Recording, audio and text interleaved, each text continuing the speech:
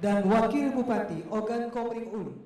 Pasca meninggalnya Bupati Oku Karyana Aziz dan ditetapkannya Wakil Bupati Oku Johan Anwar sebagai tersangka korupsi, Gubernur Sumatera Selatan hingga saat ini belum melakukan penunjukan PJ Bupati Oku.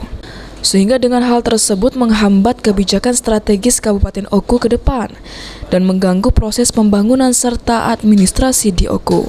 Selain itu juga disampaikan oleh pengamat kebijakan publik sekaligus Dekan Fakultas Ilmu Sosial dan Ilmu Politik di Universitas Batu Raja Umi Rahmawati, dengan keterbatasan kekuasaan di tangan PLH Bupati, maka akan berpengaruh terhadap seluruh kebijakan strategis Kabupaten Oku yang membutuhkan langkah cepat dari seorang bupati. PLH istilahnya itu terlalu lama, ini juga tentunya akan mengganggu mekanisme kerja di pemerintahan. Seharusnya memang idealnya bahwa PLT itu harus segera ditetapkan. Karena apa? Kalau PLH itu kan langkah-langkahnya terbatas. Kebijakan-kebijakan strategis tidak bisa diambil. Ada kendala-kendala di sana sini. Oleh karena itu alangkah baiknya kalau secepatnya PLT itu ditetapkan, sehingga kebijakan-kebijakan strategis yang menyangkut hajat orang banyak itu bisa dilaksanakan. Tapi kalau terus-terusan PLH dalam jangka panjang ini tentu akan mengganggu mekanisme kinerja pemerintahan. Karena itu tadi tidak ada.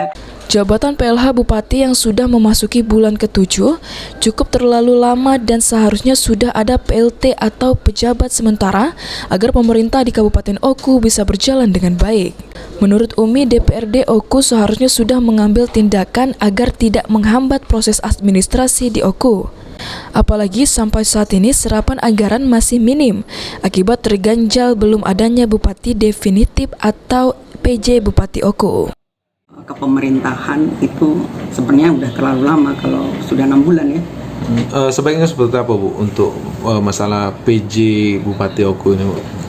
Sebetulnya kan kalau aturan undang-undang tuh ketika misalnya Bupati dan Wakil Bupati berhalangan itu harusnya DPR.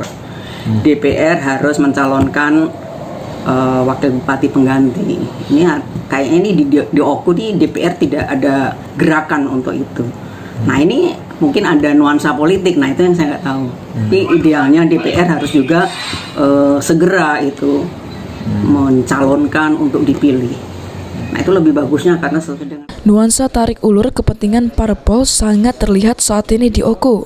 Namun mereka para anggota dewan harus tetap mengutamakan kepentingan masyarakat Oku. Ari Pranika, PAL TV.